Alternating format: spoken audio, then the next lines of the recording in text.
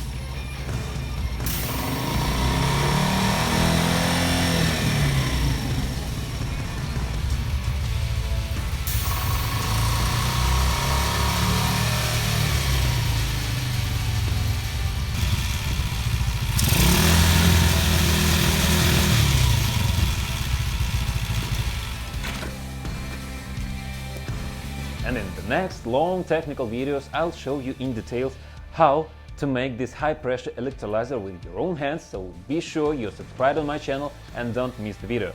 Bye!